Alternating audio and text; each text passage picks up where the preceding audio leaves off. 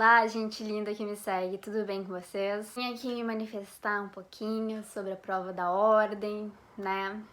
Ontem passamos por essa grande fase do direito, onde a gente entra neste curso, alguns querendo concurso público, outros já certos que vão advogar, mas independente de ter a certeza ou não do que a gente quer para nossa vida, porque afinal, poxa, olha, eu tenho 22 anos e grande parte dos meus colegas também. A gente está se formando em um curso muito digno, muito importante para nossa sociedade, para a comunidade como um todo, para a democracia, para garantir a justiça, tentarmos, né, garantir. E no final do curso, nós sempre ficamos nos questionando, poxa, porque é aquela coisa, né? A gente entra na faculdade achando que a gente consegue ser ministro do STF. Eu sempre quis ali uma coisa mais básica, né? Um cargo de delegado federal, talvez entrar no mundo político. Essas sempre foram minhas ambições. Mas é normal que o estudante de direito entra com grande expectativa e ao longo do curso vai diminuindo. No final a gente aceita até ser assessor. Mas uma coisa muito importante é a OAB, né? Independente se a gente vai exercer ou não a função, é quase que uma pressão da vida a gente fazer a prova da ordem, né? É como se fosse uma validação do nosso curso. Mesmo a gente sabendo que a faculdade não nos prepara para passar na ordem. A PUC em especial tem alguns professores que fazem bastante simulados, as provas das disciplinas são baseadas na OAB, mas essa não é a regra. E no final do curso a gente se depara com grandes desafios, né? A prova da ordem é uma, mas fazer um TCC também, né? Nos exigem um palavreado científico, expressões oficiais, normas e tudo mais, só que ao longo da faculdade a gente não é preparados para isso. Nós nos formamos ali no curso de Ciências Jurídicas e Sociais, mas no fim das contas, será mesmo que nós somos cientistas? Será mesmo que a faculdade nos prepara para o campo de pesquisa? Mesmo a PUC como uma faculdade de referência nessa área de iniciação científica, pouco é falado ao longo da faculdade sobre isso. São poucos alunos que sabem que existe isso na universidade, não é estimulado. Da mesma forma a OAB, e ontem eu pude ver, ontem eu saí bem triste, gente, por isso que eu não me manifestei aqui nas redes sociais até agora, porque eu tava assimilando. Eu fiz a minha correção da prova dentro do ônibus, bem cheio, bem tarde, tava bem cansada, e eu pensei, não tá certo isso. Não tá certo isso. Eu abdiquei de coisas pra ficar estudando e fazer uma prova e ficar abaixo do mínimo pra passar, foi difícil. E eu sei que muitas pessoas também acharam isso difícil, muitas pessoas também abdicaram de muitas coisas. Mas eu tô aqui após a minha crise existencial de ontem, pensando, e agora o que eu vou fazer? E agora quando vai ter uma outra prova, né? Porque quem reprovou na última prova ficou 1 ano e meio praticamente sem prova. E agora fica esse questionamento, como é que vai ser? Vai ter outra prova? Não vai ter outra prova? Eu já vou me formar e agora? E até mesmo eu que não tenho como grande ambição a advocacia, é importante, porque qualquer cargo público alto que a gente vá fazer o concurso, nos pedem 3 anos trabalhando com direito. Eu não quero que esse vídeo fique longo, já tá ficando longo, mas eu vim aqui mais pra dizer pra vocês que a prova, ela foi feita praticamente pra reprovar. Tinha coisas ali muito específicas. Então, assim, vamos manter a calma, vamos respirar e compreender que a culpa não foi somente nossa. Claro, que às vezes a gente estudou pouco, a gente não viu toda a matéria, mas independente, a gente tinha a condição de passar pelo menos na média, pelo menos com o mínimo, né? Mas a prova tava impossível. E eu queria até fazer alguns comentários, porque, por exemplo, Estatuto da Criança e do Adolescente não é uma matéria que normalmente o aluno se dedica a aprendê-la para ir para uma prova da ordem, porque são 2 questões, porque ECA não é obrigatório na faculdade, né? Muitas não é obrigatória, né? Algumas são. Mas a prova do Estatuto da Criança e do Adolescente, ela que eu fiz e eu sabia porque eu estou fazendo um TCC sobre essa área. Poxa, meu TCC é sobre medidas protetivas, então eu tinha a obrigação de saber aquilo lá. Mas eu lendo a questão, eu fiquei com dúvida e eu pensei, nossa, a banca quer ferrar com quem não sabe, com quem não é desse meio. Imagina, não é nem obrigatório na faculdade eles cobrarem algo tão específico assim. Eu não sei o que era pior, se era de medidas protetivas ou do parentesco do conselheiro tutelar, sendo que o conselho tutelar em si é uma rede de atendimento.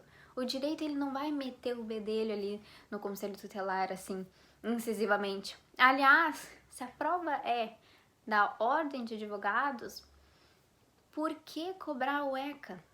Sabe, ECA não é obrigatório na faculdade, como eu disse, não existem profissionais. Vocês já viram escritório especializado em Estatuto da Criança e do Adolescente? Escritório das crianças. Gente, as crianças e adolescentes, elas têm ali uma proteção prioritária, dever de todos, sim, mas a gente não vê advogada ali trabalhando em causa porque a criança está sendo vítima de negligência. A gente não vê um advogado defendendo ali um adolescente infrator. É raro, é muito raro. Então, se for analisar por matérias, por que não é cobrado previdência? Né? Previdenciário, tu vai perto de um INSS, a rua tem escritório em cima de escritório dos lados. Por que não é cobrado previdenciário na prova da ordem e Estatuto da Criança? É de se questionar, né? Ali a gente teve muitas falhas na prova, né? Falando da prova em si, sabe? Do que foi aplicado. Ali teve uma de sucessões, eu vou até ler aqui pra vocês, gente. A prova que teve muitas questões que eu tive dúvidas, muitas questões eu nem sabia o que estavam perguntando. Olha só, gente, eu achei o máximo porque eu fiz um desenho. Eu fiz um desenho da família pra entender. Olha só, juro que vai ser a única questão que eu vou ler porque eu achei muito estranha. Ó, ao falecer em 2019, Januário deixa 2 filhas, tá? Que é a Rosana, que é a mãe da Luna, neta do Januário. E a Helena, mãe do Gabriel. Gabriel também é neto do Januário. O filho mais velho de Januário, Humberto, faleceu em 2016, ou seja, o outro filho faleceu antes do pai. Deixando 2 netos, o Lucas e o João, né? Sobre a questão de sucessão, assinale a alternativa correta. Daí tem uma questão aqui, cadê? Eu vou ter que ler. Ó, quem são herdeiros? Lucas, João, Luna, Gabriel e Vinícius. Quem é Vinícius? Aonde foi Vinícius? Quem sabe? Vamos ler a questão que tá certa e por que ela tava gerando dúvidas em algumas pessoas. Ó, são herdeiros Helena e Rosana e os sobrinhos Lucas e João, que receberão cada um metade equivalente ao quinhão de uma das tias. Então, observa que a banca, ela tava tão, não vou dizer maquiavélica, porque Maquiavel no fim não era ruim como essa banca, né, mas aqui metade equivalente ao quinhão de uma das tias. Mas o que a gente tem que analisar? Esses netos, eles vão herdar o quinhão do seu pai. O seu pai, por direito, ele era herdeiro. E essa herança do pai, ela vai se dividir em 50% para cada um dos filhos. Como não tem o pai, o quinhão equivale de uma das tias. Mas as tias não tem nada a ver com isso, porque vai ser um quinhão igual ao do pai que faleceu. Entende? Mas eles colocaram um quinhão igual da tia. Daí se é alguém que tá meio ansioso, tá lendo rápido, vai imaginar, nossa, uma das tias vai ter que dar metade, parte equivalente pros sobrinhos, tipo, vai tirar da tia, sabe? Essa é uma interpretação que poderia ter se feito errada da questão. Ai, gente, eu queria comentar sobre tantas coisas dessa prova, porque tinha coisas assim muito que eu achei que viajou. Ah, outra coisa também que é engraçada, né? Porque eu não quero ser advogada, né? Vocês sabem. Quero fazer concurso para ser delegada. E eu estagiei a faculdade todinha praticamente no Ministério Público, agora que eu tô no TJ. Então, quando eu li as questões de penal, gente, eu amo penal, mas eu li, eu dizia, Raiane, baixa a promotora que tem, tira essa promotora que tem dentro do seu corpo e lê como uma advogada. E tinha um tal de Paulo na prova, que eu vou ter que ler. O Paulo, assim, eu ficava pensando, cara, por que o Paulo não tá preso? Por que não colocaram o Paulo ainda em regime fechado? Deixa eu ver, vou ter que ler pra vocês, gente, sério. Primeiro que aqui que o Paulo, ele é dono de uma loja de compra e vendas de carros usados, tá? E daí um cliente, vou contar a história pra vocês, um cliente chegou lá, queria o carro X, ele não tinha o carro X, ele falou com 2 sujeitos que furtavam na região que queriam o tal carro. E os caras foram lá e furtaram o carro. E entregaram pra ele vendeu o carro e tal. Daí teve apreensão do veículo com o cliente. Mas daí eu me questiono. Eu marquei aqui nessa questão, que como advogada do Paulo, que eu não queria ser, mas tudo bem, eu ia pedir que fosse aplicado apenas o crime de receptação qualificada.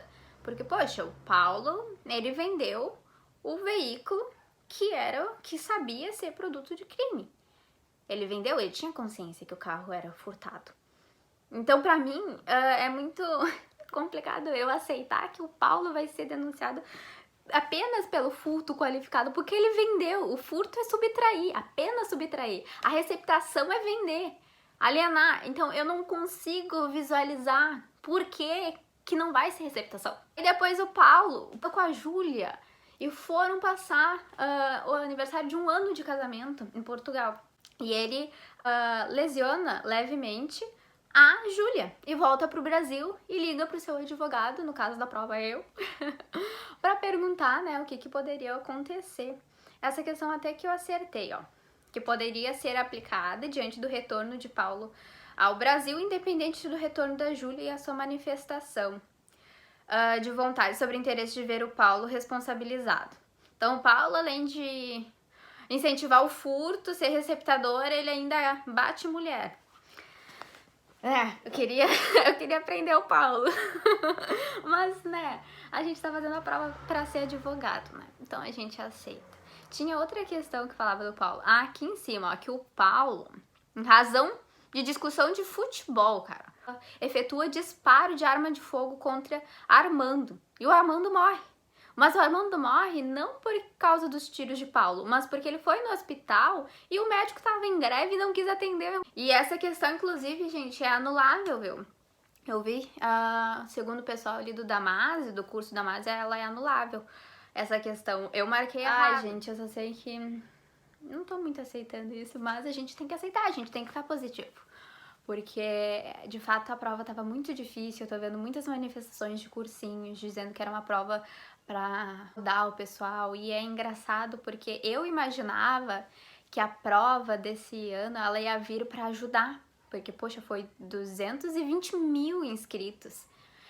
Tinha gente que se formou, que não teve a oportunidade de fazer prova no passado, teve gente que ano retrasado não fez prova ou reprovou, tinha gente agora desse ano, então eram muitos candidatos e a gente tá em um período delicado onde é difícil manter o foco, manter a concentração, manter a determinação.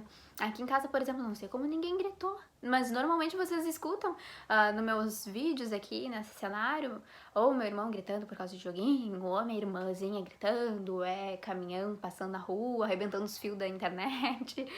Então, a gente tá num ambiente que dificulta muito o estudo, é uma pressão psicológica também, e eu vejo que a banca, ela não teve empatia com algumas pessoas, porque eu ainda sou privilegiada de ter internet, livros em casa, que é uma cacetada de livro, fora os que não estão aqui.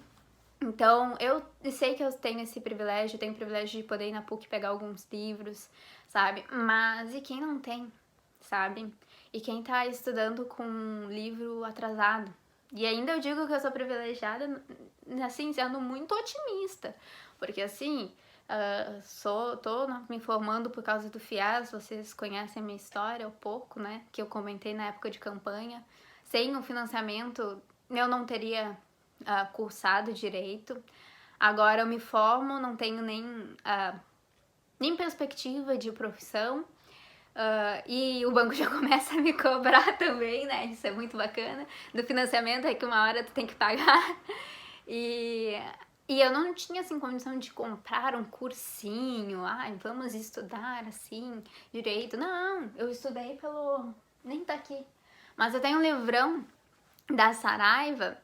E era o livrão da Saraiva me passando as informações, e ainda ele era de 2019, então eu tinha que buscar as atualizações, e mudou muita coisa no passado por causa da pandemia. E olhar a revisão gratuita dos cursinhos, CEISC que Damásio fizeram parte do que eu sei. A aprovação não foi possível. E eu sei que isso não determina que eu vou ser uma má profissional se eu vir advogar. Porque assim, essa prova, ela não te diz se tu é um bom advogado, se tu é um mau advogado. Porque assim, essa prova, OAB, faculdade, ela não te ensina como fazer gestão de um escritório, como tu vai fazer ali a tua precificação, como tu vai cobrar dos teus clientes, como tu vai atender os teus clientes. Ela não te ensina a fazer uma sustentação oral. A gente sai da faculdade sem saber sustentar, sem saber defender. A gente não sabe nem como se dirigir a um desembargador, um ministro e um juiz. Sabe? É uma prova totalmente ineficaz, porque ela faz eu responder coisas de filosofia, faz eu responder coisas de processo civil, de civil, sendo que eu não vou atuar nessas áreas. Eu não sei essas áreas, eu não sei direito do trabalho, eu não sei processo do trabalho, eu não gosto dessas matérias. Então a prova, ela me obriga a ter uma compreensão de coisas que eu nunca mais vou ver na vida. Então assim, gente, paz no coração, vamos manter a cabeça tranquila e tentar fazer a próxima.